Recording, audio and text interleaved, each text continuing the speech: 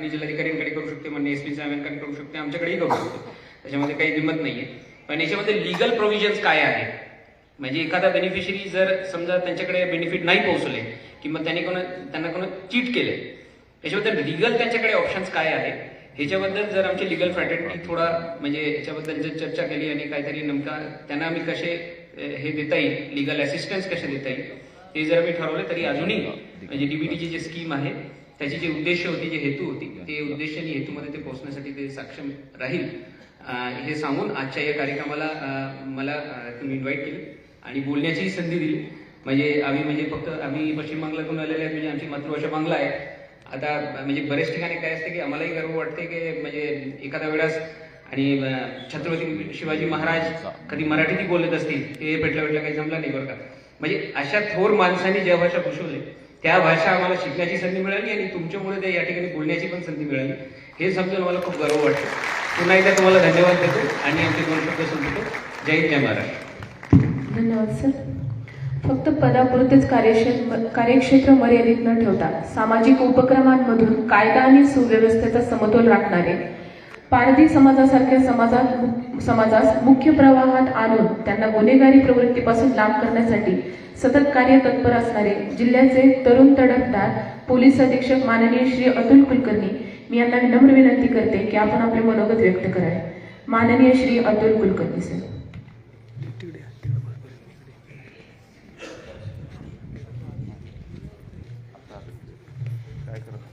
जय मंच पर उपस्थित PDG madam, न्यायाधीश RS गुप्ता साहेब, आमचं झडपी CEO माणिक घोष साहेब, ॲडिशनल SP गौर हासनजी, अंतर CEO पाट मॅडम, मिलिंद पाटीलजी, महाराष्ट्र गोवाचं सदस्य बार असोसिएशन. आज जे शासकीय योजनाचं महामेळाव्याचं आयोजन इथं केलेले आहे. तर मी 2-3 आता जसं झडपी CEO साहेबांनी सांगितले की शासकीय जे एवढ्या योजना आहे ते लोकांपर्यंत पोहोचण्याचं काम कलेक्टर ऑफिस असतील या बाकी डिपार्टमेंट करत असतात. आणि ह्याच्यामध्ये काही आता नवीन सेंट्रल गव्हर्नमेंटनी DPD वगैरे सुरू केलेले आहे, त्याच्याबद्दल त्यांनी सांगितले. मला 2-3 गोष्टी थोडं वेगळं पोलीस अँगलनी सांगायचं आहे की हे जे शासकीय योजना गव्हर्नमेंट कडून लोकांपर्यंत पोहोचायचं काम करतात त्याच्यामध्ये कधी कधी अडचणी होतात आणि कधी अडचणीमध्ये समजा आता शेतकरीचं काही कधी कधी घोटाळा होतात, या वेगवेगळ्या स्कीममध्ये कधी कधी स्कॅम्स होतात. ते न होता करण्यासाठी पोलीस डिपार्टमेंट आहे आणि तसेच लीगल सिस्टम पूर्ण आमचं आता वकील बंधू भगिनींना पण आहे. आणि तसंच तेव्हा ते न्यायालयाला येतील तेव्हा न्याय देण्या कामासाठी जजेस पण आहे. तर ह्याच्यामध्ये एक पूर्ण एक सिस्टम आहे जी गव्हर्नमेंटचं योजना लोकांपर्यंत पोहोचवायला पाहिजे. त्याच्यामध्ये मी 2 महत्वाचं आम्हाला सांगू इच्छितो की तसं पोलीस डिपार्टमेंट आता आम्ही जिल्ह्यामध्ये काय काम सुरू केले आहे. पहाट एक प्रोग्राम आता आम्ही सुरू केलेले आहे. आम्ही जसं इथं क्राईम रेट बघितले, लोकांच्या समस्या बघितले, काही व्हिजिटर्स आमच्याकडे येतात, तर बऱ्यापैकी आम्हाला हे समजून आलं की जास्त शेतीचा वाद जास्त आहे. शेतीचा योजना लोकांपर्यंत पोहोचत नाही. या जे ॲग्रिकल्चर डिपार्टमेंट असतील किंवा विद्युत डिपार्टमेंट कडून ते समाधान भेटायला पाहिजे या विद्युत भेटायला पाहिजे ते भेटत नाही, तिथून लोकांचा वाद होतात. त्यासाठीच आम्ही एक पहाट प्रोग्राम सुरू केलेले आहे.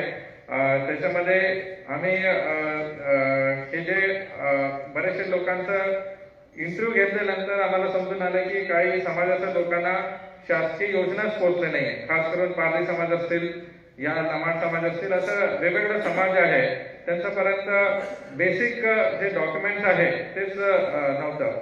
आता तुम्हाला सांगू इच्छितो की आता आमचा पारधी बंधू भगिनी आहे, तर ते एक 30 ते 35 हजार लोक आहेत आणि 90% लोकांकडे आधार कार्ड नव्हतं. तर आम्ही यादव साहेबांना डिस्कस केले, मॅडम ही आले होते 2-3 प्रोग्राममध्ये, आणि तसंच कलेक्टर साहेबांनी त्यांचं पूर्ण यंत्रणा गव्हर्नमेंट शासन आपलाधारी योजना त्यांच्यापर्यंत पोहोचण्याचं काम हे जिल्ह्यामध्ये आम्ही सुरू केले. आता मी सांगू इच्छितो की आता 70 ते 80% लोकांकडे आधार कार्ड असतील, रेशन कार्ड असतील, त्यांच्यापर्यंत पोहोचलेले आहे. आणि आता इलेक्शन काळामध्ये त्यांचा वोटर आय डी पण त्यांना लाभ भेटलेला आहे. याचा नेक्स्ट पुढं पाव आहे की त्यांना जे आदिवासी डिपार्टमेंट कडून जे घरकुल योजना असतील या इतर योजना त्यांना भेटायला पाहिजे, जेणेकरून त्यांचा एक आर्थिक परिस्थिती चांगलं झालं तर ते क्राईम कडे न वळता त्यांनी एक मुख्य प्रवाहामध्ये येतील, हे असं आम्ही काम सुरू केलंय. ह्याचंही न्यायालयाने पण याचं दखल घेतलेलं आहे. जे गुप्ता साहेबांचं मी आवर्जून सांगू इच्छितो, गुप्ता साहेबांनी एक असं जजमेंट दिलंय, लँडमार्क जजमेंट, की ते पारधी समाजाचं जेव्हा ऍक्विटल एक केस मध्ये झालं, त्यांनी हे पार्ट प्रोग्राम मध्ये त्यांना 2 महिने 3 महिन्यासाठी पोलीस डिपार्टमेंट मध्ये श्रमदान या कम्युनिटी सर्व्हिस करायला पाहिजे असं दिलेले आहे जजमेंट. आणि तसेच पीडीजे मॅडमनेही एक नवीन जजमेंट दिले, जेणेकरून आमचं एक महिला अधिकारी होते ते काही कारणामध्ये त्यांनी सस्पेंड पण झाले होते, बट त्यांचाही सुधार करण्यासाठी पहाट प्रोग्राममध्ये सहभाग घेऊन त्यांचं कम्युनिटी सर्व्हिस करायला पाहिजे असं न्यायाधीशांनी ऑर्डर दिलेले आहे. हे एक उदाहरण आहे की जे गव्हर्नमेंटचं योजना आहे लोकांपर्यंत पोहोचण्यासाठी काम प्रत्येक डिपार्टमेंटनी करायला पाहिजे. आणि खास करून हे जिल्ह्यामध्ये जे विकास व्हायला पाहिजे त्यासाठी सगळं पार्ट अंग काम केले तर त्याचा सगळ्यांपर्यंत लाभ पोहोचतील असं सांगून मी माझे 2 शब्द संपवतो. जय हिंद, जय महाराष्ट्र. धन्यवाद सर.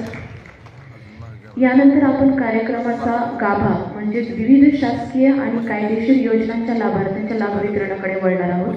मी लाभार्थ्यांना विनंती करते की आपण आपल्या नावाची घोषणा होताच मंचावर यावं. यानंतर मी मंचावर मान्यवरांनाही विनंती करते की आपण लाभार्थ्यांना लाभ वितरण करावं. तहसील कार्यालयाच्या विविध कायदेशीर आणि शासकीय योजनांच्या लाभार्थी श्रीमती लक्ष्मी हरिदास सूर्यवंशी, राहणार बेंबळी, तालुका धाराशिव, जिल्हा धाराशिव. श्रीमती लक्ष्मी हरिदास सूर्यवंशी. त्यानंतर श्रीमती कालिंदाबाई शहाजी गायकवाड, राहणार उमरे गव्हाण, तालुका धाराशिव. श्रीमती लक्ष्मीबाई शंकर मोटे, राहणार बेंबळी, तालुका धाराशिव.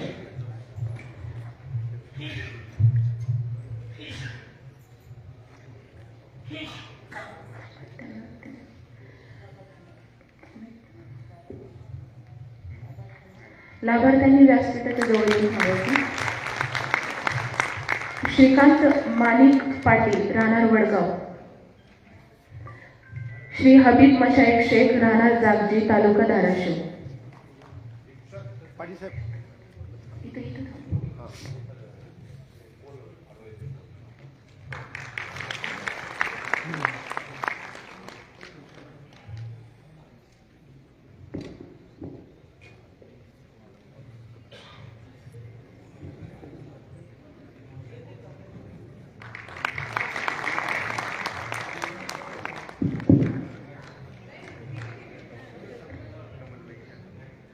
श्रीमती कमलबाई विष्णुदास शर्मा.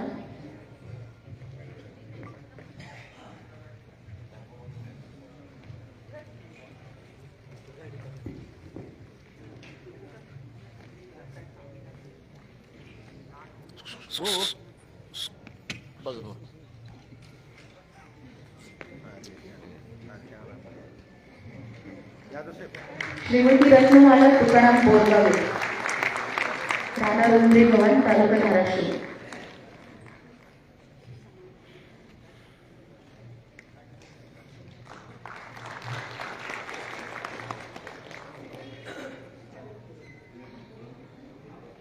श्री ज्योतिराम साधू माने, राहणार चिखली, तालुका धाराशिव.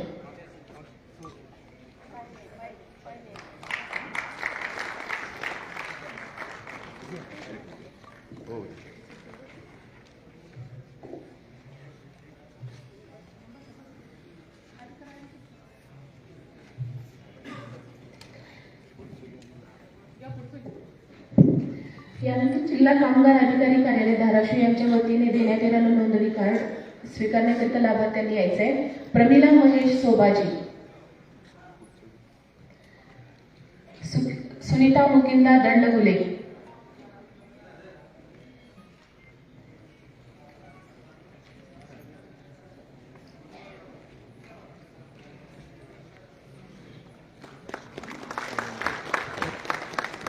मनीषा बसवराज कारभारी,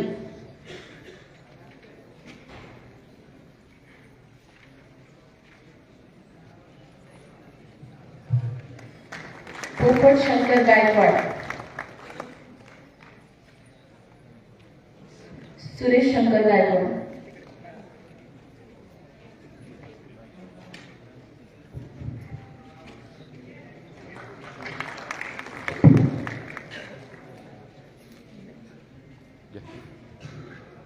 यानंतर शिधापत्रिका पुरवठा विभाग धाराशिव यांच्यातर्फे देण्यात येणारे लाभाचे लाभार्थी विष्णू उत्तम कांबळे,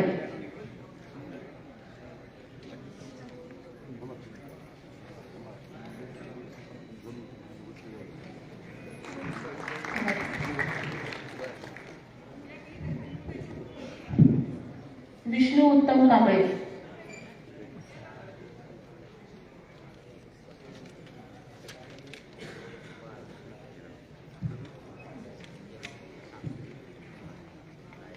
सुरेखा संतोष पेठे,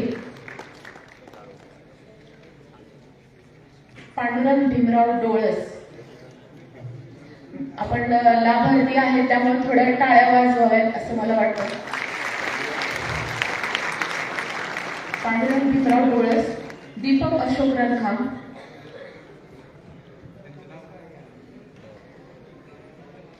जवराबाई उत्तम काळे, उत्तम शंकर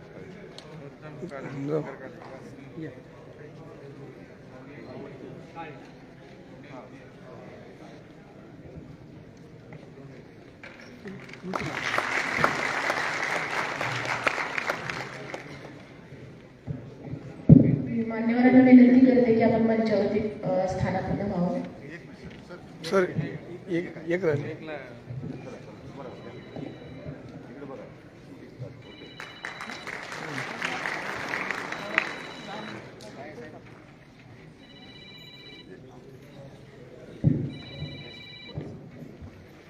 मान्यवरांना विनंती आहे की आपण मंचावरती स्थानापन्न व्हावं.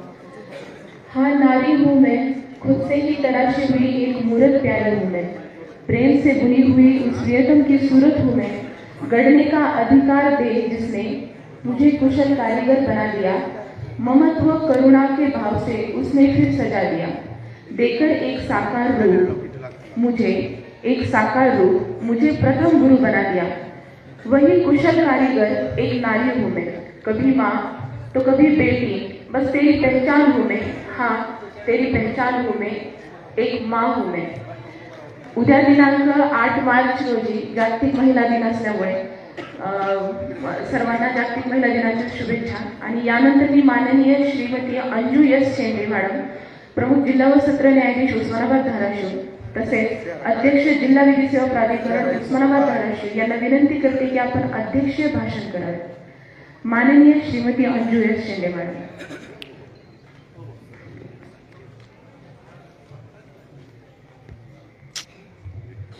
मातृदा भवानीला वंदन करते. आजच्या शासकीय योजनांचा महामेळावा जिल्हा विधी सेवा प्राधिकरण यांच्या वतीने आयोजित कार्यक्रमाला उपस्थित जिल्ह्याचे नायक जिल्हा पोलीस अधीक्षक अतुल कुलकर्णी साहेब, आमच्या जिल्ह्याचे मुख्य कार्यकारी अधिकारी जिल्हा परिषद धाराशिव डॉक्टर मैना घोष साहेब, अतिरिक्त पोलीस अधीक्षक गौर हसन साहेब, आमच्या जिल्हा न्यायालयाचे जिल्हा न्यायाधीश गुप्ता साहेब, या नगर परिषदेच्या मुख्य अधिकारी Vasudha Phad madam, bar council of Maharashtra and गोवाचे सदस्य ॲडव्होकेट मिलिंद पाटील साहेब, माझे सर्व न्यायाधीश, सर्व वकील मंडळी, कर्मचारीगण, लाभार्थी व सर्व शासकीय अधिकारी. आपण या महामेळाव्याचा इथे आयोजन केलं ह्याच्यासाठी की याची जनजागृती व्हावी. अशा काही योजना, शासकीय योजना ज्या आहे वेगवेगळ्या विभागातून दिल्या जात आहेत त्याच्या लाभार्थीपर्यंत ही माहिती पोहोचावी याचा हा उद्देश आहे. याचं थोडंसं मूळ आपण शोधण्याचा प्रयत्न केला तर असं दिसते की भारतीय राज्यघटना जेव्हा अस्तित्वात आली त्यामध्ये कल्याणकारी राष्ट्र असा या संकल्पनेचा अंतर्भाव आहे. मार्गदर्शक तत्वांची पाहणी केली तर मूळ गरजा ज्या आहे आपल्या अन्न वस्त्र निवारा, त्यासोबत आरोग्य, शिक्षण, स्वातंत्र्य या सगळ्या गोष्टींचा सुद्धा उल्लेख केलेला आहे. स्वातंत्र्यापूर्वीचा काळ जर बघितला तर आपण फक्त अस्तित्वासाठी झगडत राहिलो. काही वर्ष नाही म्हणतात, एक मोठा कालावधी आपण पारतंत्र्यात घालवलेला आहे. त्याही पूर्वी अनेक देशांचे आक्रमण होत गेले. छोटे छोटे संघ किंवा छोटे छोटे राज्य होते, राष्ट्र होते आणि त्या सगळ्या आपदातून विपदातून निघून जेव्हा भारत स्वतंत्र झालं त्याच्या पूर्वीची परिस्थितीमध्ये जर बघितलं तर स्वातंत्र्य नावाची गोष्ट ही आम्हाला एक देश स्वतंत्र पाहिजे यासाठी तो लढा होता. त्यामध्ये व्यक्ती स्वातंत्र्य ही गोष्ट या गोष्टीची संकल्पना किंवा कल्पना करणे सुद्धा दुरापास्त होतं. आपण जगण्यासाठी आणि स्वतःला आपल्या नावाचं काहीतरी एक देश मिळावा किंवा आपलं परकीय परदेशीयांचं जे इथे आक्रमण झालं होतं त्यापासून मुक्त व्हावं एवढ्यासाठीच तो लढा चालत राहिला. परंतु त्याही पूर्वीचं आपण जर राष्ट्र बघितलं आपलं हिंदू राष्ट्र म्हणून की जेव्हा जी काही सिंधू संस्कृती होती त्यामध्ये सगळे स्वातंत्र्य आपल्याला उपलब्ध होते. मी नुकतंच एक सिंधू संस्कृतीचं एक उदाहरण म्हणजे ते आता किती हजार वर्ष जुनं असेल याचा अभ्यास त्या आर्किओलॉजिकल डिपार्टमेंटने केला असावा. कच्छला धोलावीरा नावाचं एक ठिकाण आहे आणि तिथे अख्खं गाव ते खणून काढलेलं आहे. आपण मोहेंजोदडो आणि हडप्पा संस्कृती जी सिंधू संस्कृती ऐकतो त्या संस्कृतीपैकीच आहे ते आणि अशी अनेक छोटी छोटी गावं मिळालेली आहेत. म्हणजे आपण कल्याणकारी राष्ट्र ज्याला म्हणतो ज्याचा अंतर्भाव संविधानात केलेला गेला आहे, घटनेमध्ये ज्याचा उल्लेख आहे, मार्गदर्शक तत्व ज्याच्यासाठी आले आहे, ह्या सर्व गोष्टी आपल्याकडे अस्तित्वात होत्या आणि म्हणून लोकांना शुद्ध पाणी मिळावं, शुद्ध हवा मिळावी, राहण्यासाठी चांगलं ठिकाण मिळावं आणि त्यांच्या तक्रारी ऐकल्या जाव्या, त्यांना न्याय मिळावा, ह्या सगळ्या व्यवस्था अस्तित्वात होत्या. आणि त्याचा ऱ्हास झाल्यानंतर आपण पुन्हा एक नवीन संकल्पनेतून नवीन संविधानातील तरतुदीमधून त्याकडे वळलो.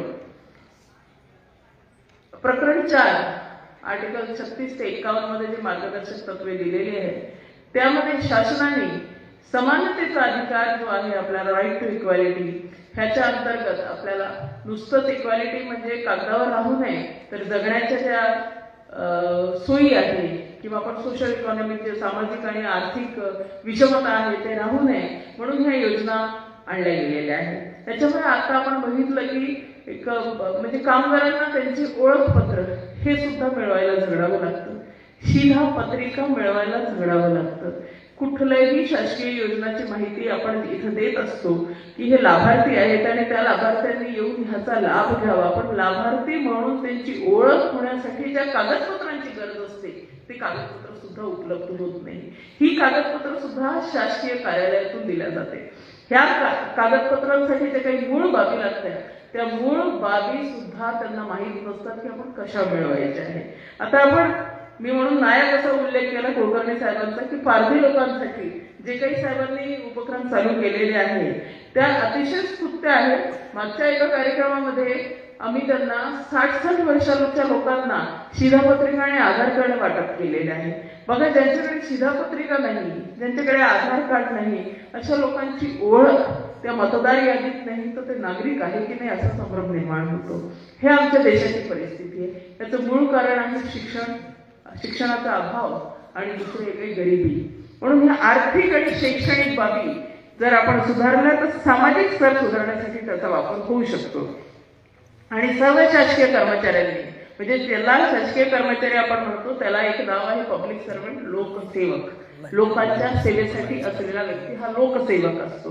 ह्या लोकसेवकांनी शासनाने घटनेने जे काही तरतुदी करून दिलेल्या आहेत त्या लाभार्थ्यापर्यंत पोहोचवून सामाजिक स्तर उंचवण्यासाठी मदत करावी अशीच अपेक्षा आहे.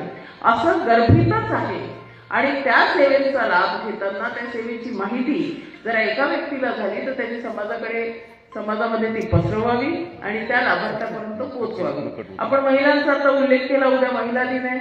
मॅडमने सगळ्यांना शुभेच्छा दिल्या, मी पण सगळ्यांना शुभेच्छा देते. परंतु महिलांसाठी असलेले कायदे हे महिलांनाच बसून ऐकवायचे आणि त्या महिला त्यांच्यामध्ये एवढा आत्मविश्वास पण नाही की त्या जाऊन आपल्यासाठी स्वतः काही करू शकतील, अशा योजनांचा लाभ होणार नाही. योजनांचा लाभ जर द्यायचा असेल तर समाजाचा त्या घटकाला जो मजबूत आहे, समाजाचा तो घटक जो आत्मविश्वासी आहे, समाजातली ते लोक जे कोणासाठी काहीतरी करू शकतात किंवा समाजातले ते घटक ज्यांना हे करावंसं वाटते यांच्यापर्यंत ही माहिती पोहोचणं गरजेचं आहे. आपण असं म्हणूया की मुठभर लोक इथे बसलेले आणि समाज खूप मोठा आहे, परंतु आपण जे इथे लोक बसलेले वकील मंडळी आहे, न्यायाधीश मंडळी आहे, शासकीय कर्मचारी आहे, ह्या सगळ्यांनीच ह्या गोष्टीचा वापर, ह्या सोयीचा वापर, सवलतीचा वापर लोकांपर्यंत पोहोचवायचा आहे. म्हणून त्याची चेन तयार करायची आहे. लाभार्थी म्हणजे कोण असू शकतो ह्याची ओळख आपल्याला काही स्कॅनर करावी लागत नाही. एखादा व्यक्ती आपल्या निदर्शनास कुठल्याही परिस्थितीमध्ये आला तरी त्याचा वापर आपण कुठे करू शकतो हे आपल्या प्रत्येकाच्या डोक्यात असलं पाहिजे. म्हणूनच आपलं शिक्षण आणि आपलं सामाजिक स्तर हे आपल्याला या गोष्टी शिकवत असतं.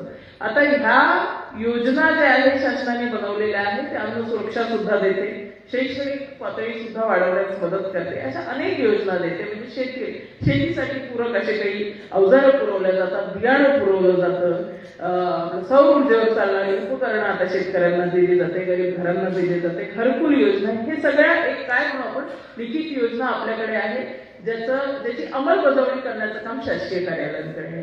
परंतु ज्या लिखित नाही अशा पण काही योजना आपल्याला अस्तित्वात असलेल्या योजनांमधून राबवता येतात का हे सुद्धा प्रत्येक शासकीय कर्मचाऱ्यांनी विचारात घेतलं पाहिजे.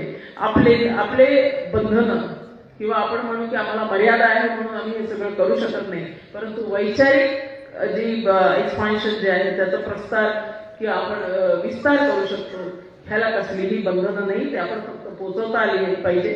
हे आपल्याला पोलीस अधीक्षक साहेबांनी दाखवून दिलेलं आहे. पण हे सगळं देताना आता त्यांनी जो उल्लेख केला, मी माझ्या न्यायाधीशाचं पण कौतुक करते की त्यांनी म्हणजे एक संकल्पना जर एका डोक्यातून आली तर ते दुसरं कसं त्याचा विस्तार करू शकतो ही पहाटची संकल्पना आमच्या डोक्यात कुठेच नव्हती. पण ती जेव्हा आम्हाला दिसली तेव्हा त्याच्यात आपण सहभागी होऊ शकतो का आणि याचा वापर समाजाला होऊ शकतो का. कारण एक मोठा समाजाचा घटक आहे ज्याच्यावर गुन्हेगारी पार्श्वभूमीच नाही तर गुन्हेगारीचा असा ठपका लागलेला आहे. समाज दिसल्याबरोबर हा गुन्हेगार आहे की काय असं वाटतं, तर तो ठपका केव्हा आला, कसा आला, ह्याचा अभ्यास करून तो कसा काढता येईल, जसा आला तसा आपल्याला बाहेर काढता येईल, हा एक जो प्रयत्न आहे तो आम्ही सगळ्यांनी करायचा प्रयत्न केला. तर आपण त्या जे प्रकरण 4 चॅप्टर 4 मध्ये जे कॉन्स्टिट्यूशन मध्ये दिलेलं आहे एक कल्याणकारी राष्ट्र, त्याच्यासाठी काहीतरी मदत केली याचा अर्थ असाच की म्हणून प्रत्येकाने आपल्या पातळीवर सुद्धा सगळे प्रयत्न केलेले पाहिजे. आम्ही आता एक टोल फ्री नंबर आहे म्हणजे शासकीय योजना, मला सुद्धा प्रश्न जेव्हा पडतो की शासकीय योजना शासकीय कार्यालय राबवत असते त्याच्यात आमचं काय रोल आहे. कारण आम्ही तर जे काही गुन्हे घडतात किंवा जे काही वाद होतात त्या वादाचं निवारण कायद्याच्या चौकटीत बसवून करत असतो. पण या शासकीय योजनांचा लाभ घेत असताना कायदेशीर अडचणी येतात, कारण सगळ्या ह्या योजना कायद्यातून निर्मित झालेल्या आहेत आणि त्या कायदेशीर अडचण कुठल्याही पद्धतीचा असो. आमचा एक टोल फ्री नंबर आहे 1500 याद असेल, 1500 आपण डिस्प्ले नाही केलेला आहे, आपण डिस्प्ले करा. हा 1500 नंबर आपल्याला सगळ्यांना माहिती आहे, कंट्रोल रूमचा नंबर असतो पोलिसांचा, पण प्रत्येक गोष्टीला पोलिसांकडे जायची गरज नाही. 1500 हा नंबर आपण कुठूनही केव्हाही डायल केला तर तो त्या ज्या जिल्ह्याच्या हद्दीत तुम्ही असाल त्या जिल्ह्याच्या जिल्हा विधी सेवा प्राधिकरणाकडे लागतो आणि आपल्याला जी काही मदत लागते ती मदत तिथून मिळू शकते.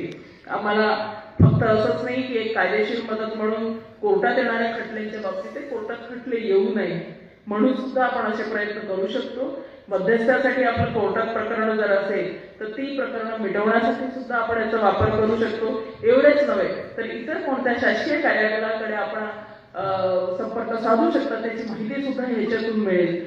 तर मूळ जे आहे की एक विभाग विभागाने आपलं काम आपल्यापुरतं मर्यादित न ठेवता ते सगळ्या विभागांचं एकत्रित काम आहे शासकीय कार्यालयांचं, आणि विधी सेवा प्राधिकरणाकडे या योजनांची माहिती देणे किंवा तिथे जर कोणाला काही अडचण येत असेल, आम्ही आता यादव साहेबांच्या पुढाकाराने आम्ही काही आधार कार्ड काही त्याचे प्रकरण तयार केले की ज्यांच्याकडे कागदपत्र नव्हते, ज्यांच्या कुठे नोंदी नाही, कागदोपत्री भटक्या जमाती आहे, ज्यांच्याकडे जमिनी नाही, जुमले नाही, घरदार नाही, शेतावाडा नाही, अशा लोकांची ओळख कुठून घ्यायची आणि त्यांना आपण लाभार्थी म्हणून त्यांचं स्टेटस तयार करण्याकरता मदत करावी, असेही आम्ही काही प्रयत्न केले आणि यशस्वीरित्या केले. तर मी इथे आज या प्रसंगी एवढंच सांगू इच्छिते की प्रत्येक शासकीय विभागाची ही जबाबदारी आहे की ती त्यांच्याकडे असलेली जी योजना आहे त्याच्या लाभार्थीपर्यंत पोहोचली पाहिजे, ते लाभार्थी ओळखले पाहिजे, आणि प्रत्येक नागरिकाची ही जबाबदारी आहे की एखादा लाभार्थी किंवा एखादा गरजू व्यक्ती दिसत असेल आणि कुठल्या योजनेमध्ये त्याचा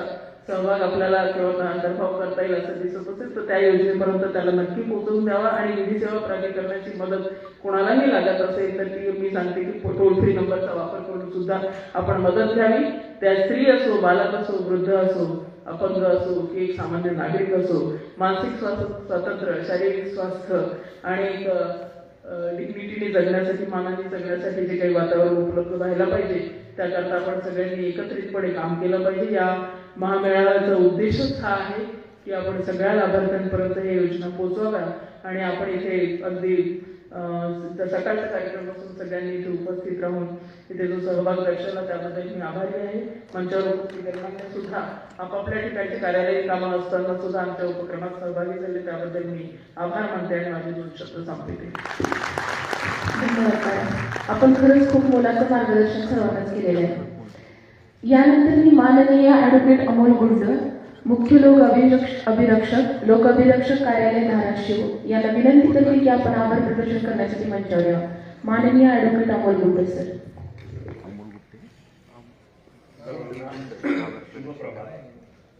सर्वप्रथम या कार्यक्रमाच्या अध्यक्षा जिल्हा विधी सेवा प्राधिकरणाच्या अध्यक्षांना सांगू इच्छितो की आभार प्रदर्शन ॲक्च्युली इंग्लिशमध्ये प्रिपेअर केलं होतं, परंतु पाटील साहेबांनी मराठीत बोलणाऱ्यांचं कौतुक केलं. आपली SP साहेब मराठी असून मराठीत बोलते, महिनाथ घोष साहेब मराठीत बोलते, त्यामुळं माझ्यावर एक जबाबदारी पडली की मी स्विच करतोय की मी मराठीतून करतो. त्यामुळं प्रिपरेशन नसल्याला आभार प्रदर्शन माझ्या हातून होईल असं वाटायला मला. शासकीय योजनांचा महामेळावा हा कार्यक्रम जिल्हा विधी सेवा प्राधिकरण उस्मानाबाद यांनी राष्ट्रीय विधी सेवा प्राधिकरण, राज्य विधी सेवा प्राधिकरण यांच्या मार्गदर्शनाखाली आणि कलेक्टर ऑफिस धाराशिव, जिल्हा परिषद कार्यालय धाराशिव आणि जिल्ह्यातील सर्व शासकीय कार्यालय यांच्या कोलॅबोरेशननं हा कार्यक्रम आज आपण इथं पार पाडलेला आहे. त्याचं उद्घाटन शेंडे मॅडम यांनी केलेलं आहे.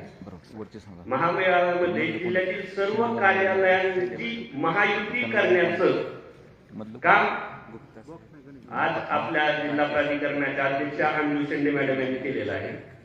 त्यामुळं मी सर्वप्रथम आपल्या जिल्हा विधी सेवा प्राधिकरणाच्या अध्यक्षा अंजू शेंडे मॅडम यांचं सर्व लाभार्थ्यांच्या वतीनं आणि जिल्हा विधी सेवा प्राधिकरणाच्या सर्व स्टाफच्या वतीनं आभार मानतो. आणि मॅडम, आपण पूर्ण योजनांचा जो ऐतिहासिक वारसा किंवा ऐतिहासिक महत्व किंवा केव्हापासून या योजना आल्या याबद्दल आम्हा सर्वांना माहिती दिली. आणि सर्वात महत्वाचं मी मॅडमच्या वतीनं असं सांगू इच्छितो की पूर्वी राजे महाराजे होते, त्यांच्या योजना त्यांची लोक राबवत होते, त्यावेळेस राजाला देव मानलं जायचं. म्हणजे या शासकीय योजनांचा लाभ आपण लाभार्थ्यांना देतोय, त्याची माहिती देतोय. हे काम आपण फक्त सेवेमध्ये आहात तोपर्यंतच करू शकतो. सेवानिवृत्ती झाल्यावर हे पुण्याचं काम वाटून घेता येणार नाही. आणि आज या कार्यक्रमाच्या निमित्तानं, एकादशीच्या निमित्तानं आपण हे पुण्याचं काम वाटून घेतलेलं आहे. यामुळे मी जिल्ह्यातील सर्व कार्यालयातील अधिकारी आणि स्टाफ यांचे आभार मानतो. आणि आज एकादशीच्या निमित्तानं संत तुकारामाच्या अभंगात म्हटल्याप्रमाणे एकमेका साही करू अवघे धरू सुपंत, कोण जाणे कैसी परी पुढे उरी ठेविता, अवघे धन्य हो अवघे धन्य होऊ आता, स्मरणिता स्मरण तुका म्हणे अवघी जोडी ते आवडी चरणांची, उद्या आपण बघितलेला नाही, आज आपण शासनाच्या सेवेत आहोत. त्यामुळं आपण आपलं कर्तव्य जरी प्रामाणिकपणे निभावलं तरी दैवी कामच आपल्या हातून होणार आहे. आज यामुळं मी आपल्या सर्वांचे या कार्यक्रमाच्या निमित्तानं आभार मानतो. मॅडमचं पहिल्यापासून म्हणणं असंच होतं की एखाद्याकडे आधार कार्डच नाही, रेशन कार्डच नाही, तर तो एखाद्या योजनेची माहितीच घेऊ शकत नाही. त्यामुळं अतुल कुलकर्णी सरांनी पारधी समाजाच्या लोकांचे जन्म तारखेच्या नोंदी नाही, त्या सर्व पारधी समाजांची प्रकरणं गोळा करून DLSAच्या मदतीनं आपण न्यायालयामध्ये दाखल केली होती मॅडम. आणि जिल्हा विधी सेवा प्राधिकरणाने ती सर्व प्रकरणं दाखल केली होती आणि सर्व लाभार्थ्यांना पोलीस डिपार्टमेंट ऍफिडेव्हिट करण्यासाठी जिल्हा विधी सेवा कार्यालयात घेऊन आलं होतं. आणि त्यामुळं आपण त्यांना जन्म तारखेची नोंद करून देऊ शकलो आणि त्यामुळे त्यांना पुढे आधार कार्ड आणि रेशन कार्ड मिळण्यासाठी मदत झालेली आहे. त्यामुळे मी SP साहेबांचे या कार्यक्रमाच्या निमित्तानं आभार मानतो. गुप्ता साहेबांबद्दल मला असं म्हणायचं की रेशन कार्ड काढण्याच्या चळवळीला बळकटी दिली असं व्यक्तिमत्व म्हणजे गुप्ता साहेब आहेत. कारण गुप्ता साहेब आल्यानंतरच जामीन देण्यासाठी रेशन कार्ड कंपल्सरीच केलं त्यांनी. बऱ्याच जणांना ते शोधावं लागलं, बऱ्याच जणांना ते नवीन काढून घ्यावं लागलं. त्यामुळं रेशन कार्ड काढण्याच्या चळवळीला बळकटी दिली याबद्दल मी गुप्ता साहेबांचे पण आभार मानतो. आणि आपल्या विधी सेवा प्राधिकरणाच्या कार्यक्रमाला सदैव मार्गदर्शन करतात म्हणून आपल्या बहु आणि बार काउन्सिलचे माजी अध्यक्ष मिलिंद पाटील सर यांचं मार्गदर्शन DLSA ला आहे. प्रत्येक कार्यक्रमामध्ये ते सहभागी होतात. त्यांचा व्यस्त वेळ काढून पण ते आपल्या कार्यक्रमाला उपस्थित राहतात. त्याबद्दल मी मिलिंद पाटील साहेबांचे आभार मानतो. आणि जिल्हा परिषदचे CO श्री मैना घोष इथं आले आणि त्यांनी म्हटल्याप्रमाणे जर एखादी स्कीम एखाद्या लाभार्थ्याला नाही मिळाली, ती एखाद्या कर्मचाऱ्याच्या हलगर्जीपणामुळे नाही मिळाली, तर त्याला काय लिगल प्रोव्हिजन्स आहेत. आपण केव्हाही DLSAच्या आम्हाला फोन करा, आम्ही आपल्या कार्यालयामध्ये येऊन आपल्याला त्याबद्दल माहिती देऊ अशी मी DLSAच्या वतीने ग्वाही देतो आणि आपले आभार मानतो. त्यानंतर ऍडिशनल SP आज या कार्यक्रमाला हसन साहेब आले, त्यांचे आभार मानतो.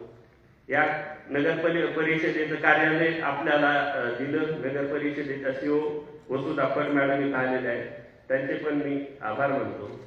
आणि मॅडमच्या व्यस्त शेड्यूल मधून मॅडमनी आपल्याला वेळ दिला. त्यांना अजून आपल्या न्यायालयात जाऊन 26 फौजदारी प्रकरणातील लाभार्थ्यांना न्याय द्यायचा आहे आणि 43 दिवाणी प्रकरणातल्या लाभार्थ्यांना पण न्याय द्यायचा आहे.